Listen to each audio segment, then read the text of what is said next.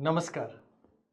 आइए आपको लेके चले यात्रा जो है रुद्राक्ष के बारे में, और उसमें भी एक मुखी रुद्राक्ष के बारे में लेके चलेंगे आज आपको।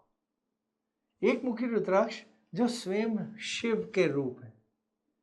कहा जाता है जिनके पास एक मुखी रुद्राक्ष है उनके पास तो शिव हर तरह से कृपा लेके आते हैं और शिव ही उन्हीं के साथ जुड़े रहते हैं। बहुत सारी धारणाएं, बहुत सारी बातचीत, बहुत सारे किस्से आप सब ने सुने होंगे एक मुखी रुद्राक्ष के बारे में। आज एक एक करके पन्ना खोलेंगे, एक एक करके आपको समझाएंगे कि ये एक मुखी रुद्राक्ष क्यों खास है, कैसे जांचा जाता है, क्या क्या तरह उसके बारे में पता चलती हैं, या क्या क्या कहानी किस्से उनके बारे में चर्चे में आते हैं। सबसे आम चर्चा तो सभी ने सुना होगा कि अचानक एक साधु आए, उन्होंने आपकी मुट्ठी में एक रुद्राक्ष रखा, कहा अरे बेटा आपके लिए ये हम लाए हैं, आपको जो दिल करे वो दे दीजिए। और आपने अपनी तरफ से 100 200 300 जो आपके तरफ से आया उनको निकाल के दे दिया। उन्होंने कहा हमें तो अखंड जोत जलानी है और उनके लिए हमारे को 5 किलो घी लगेगा। तो आपने कहा घी तो दिला नहीं सकते, आपने घी के पैसे भी दे दिए। और आगे किस्सा ऐसे जाता है कि अरे हम इधर मुड़े और पीछे मुड़ के देखा तो बाबा गायब थे, मुट्ठी खोली तो उसमें एक मुखी रुद्राक्ष था। ऐसे किस्से बहुत हैं, जगह जगह सुने होंगे, हर घर के बारे में कईयों ने बताए होंगे। लेकिन इसकी सच्चाई सिर्फ इतनी है कि कहीं पे वो आपको 1 रुपए का रुद्राक्ष कहीं कुछ 500 से 1000 रुपए में बेच के चले गए। ऐसा क्यों? क्यों हम अचानक ये बोल रहे हैं वो था ही नकली? कारण बहुत सीधा सा है। गोल एक मुखी रुद्राक्ष असलियत में होता ही नहीं है। 30 साल से ऊपर हो गए हैं हमें पूरी रिसर्च करते हुए रुद्राक्ष के ऊपर। इन 30 सालों में गोल एक मुखी रुद्राक्ष को ढूंढते ढूंढते पता नहीं हमने कितने कोने, इंडोनेशिया के या साउथ इंडिया के या हिमालय के या नेपाल के, सब देखे। आखिरी में एक ही चीज समझ में आई कि नेपाल में एक तरीके से गोल एक मुखी रुद्राक्ष तो होता ही नहीं है, पैदाइश में ही नहीं आता। कितनी अजीब सी बात है ना।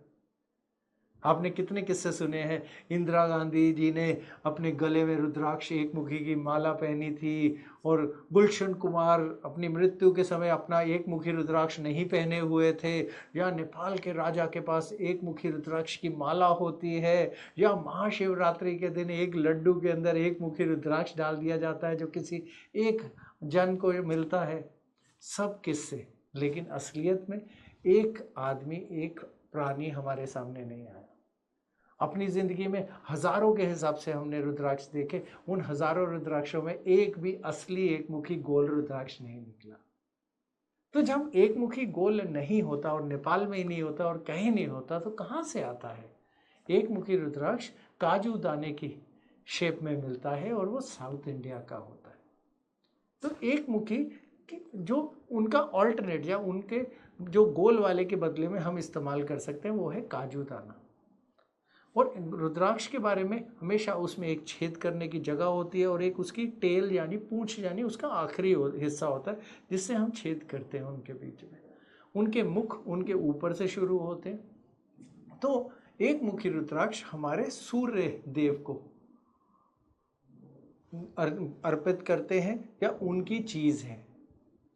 उसके अलावा शिवा का रूप जो हमने आपको बताया, तो ये हमारी आत्मा को छूते हैं। जब हम एक मुखी रुद्राक्ष या तो धारण करते हैं या फिर उसमें प्राण प्रतिष्ठा करके इस्तेमाल करते हैं, बहुत सारी विधियां आगे बताएंगे।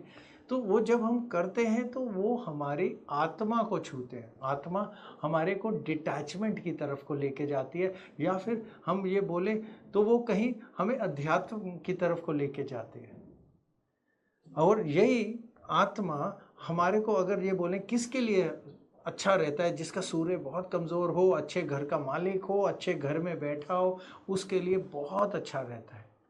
और किन के लिए अच्छा रहता है? डॉक्टरों के लिए तो बहुत अच्छा रहता है, क्योंकि जहाँ पे उनकी आत्मा की थोड़ी सी डिटैचमेंट अलग होती है वो बहुत अच्छी तरह काम कर सकते हैं।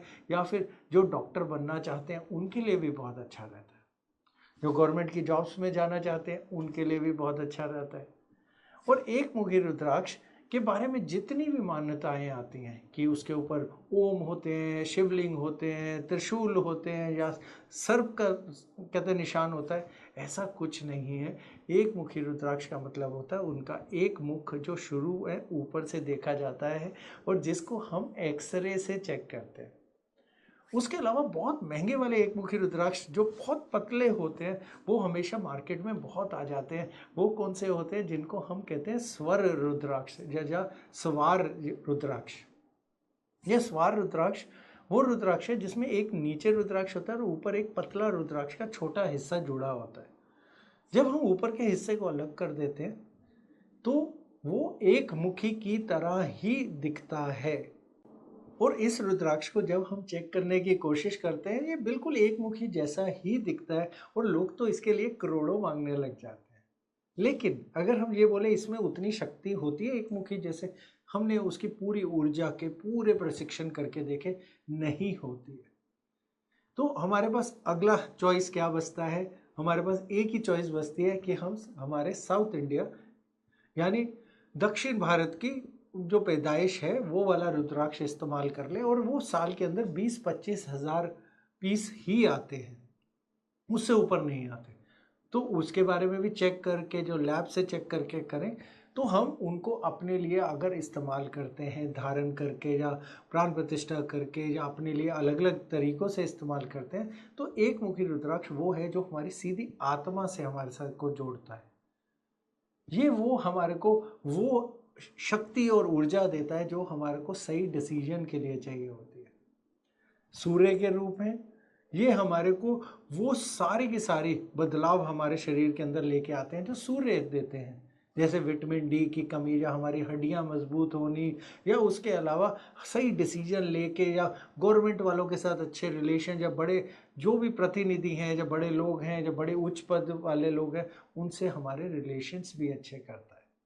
हमारे सही डिसीजंस की वजह से हमारी फैमिली लाइफ के अंदर थोड़ी अच्छाई भी लेके आता है लेकिन डिटैचमेंट भी लेके आता है, क्योंकि एक मुखी हमारे को डिटैचमेंट यानी हर चीज़ दुनिया से हट के सबके लिए बराबरी की तरफ लेके जाता है। ये सूर्य का रूप है, ऊपर से सूर्य के रूप से ज़्यादा ये शिवा का रूप है। शिवा पूरी शक्ति अगर किसी एक रुद्राक्ष में देते हैं वो है एक मुखी रुद्राक्ष। और उसके अलावा एक ही और रुद्राक्ष ऐसा है जिसमें हम कहते हैं शिवा की शक्ति है, वो है 15 मुखी रुद्राक्ष जिसे पशुपतिनाथ जी का रूप माना जाता है। उसके बारे में आगे अगले एपिसोड्स में बताएंगे। तब तक एक मुखी के लिए सिर्फ इतना, किसी भी वहम में मत पड़िए, गलत खरीदारी में मत जाइए, सीधा सीधा हमारे अपने भारत देश में उगने वाले काजू की उसमें शेप में आने वाले एक मुखी रुद्राक्ष पे जाइए। बहुत बढ़िया, बहुत अच्छे रिजल्ट्स देता है। और उसकी ऊर्जा अगर हम प्राण प्रतिष्ठा करके बढ़ाते जाएं और उसकी पूजा सही तरह से करते रहें और उसकी सही तरह से सेवा करते रहें तो वो शिवा ही आपके साथ में अपने रूप में आपके लिए हर चीज़ अच्छे लेके आते हैं। करके देखिएगा, यही सबसे अच्छा तरीका है। अगले एपिसोड में अब हम आपको बताते जाएंगे अगले रुद्राक्षों के बारे में, 2, 3, 4 कौन कौन धारण कर सकता है, कब करना चाहिए, हर चीज़ साथ में बताते जाएंगे। और अंत में इस सीरीज़ के कि रुद्राक्ष की प्राण प्रतिष्ठा कैसे होती है या फिर उसे कैसे रखा जाता है वो ज़रूर बताएंगे। इसके अलावा चेकिंग करने का एक ही तरीका है, वो है लैब रिपोर्ट, एक्सरे। जो भी ये मानताएं हैं कि वो सिक्के के अंदर नीचे घूमने लग जाते हैं या डूब जाते हैं या नहीं, ये सब गलत बातें हैं। रुद्राक्ष के अंदर कई असली रुद्राक्ष भी डूब जाते हैं या फिर तैरते रहते हैं, दोनों तरफ की चीज़ें होती हैं। ये सब चीज़ों में नहीं पड़ना चाहिए, वहम में नहीं पड़ना चाहिए। सिर्फ सही रुद्राक्ष लेके उसको सही तरीके से प्राण प्रतिष्ठा करके धारण करिए या उसकी पूजा करिए या इस्तेमाल करिए, यही एक तरीका है। करके देखिए, बहुत बढ़िया रहेगा आपके लिए। ओम नमः शिवाय।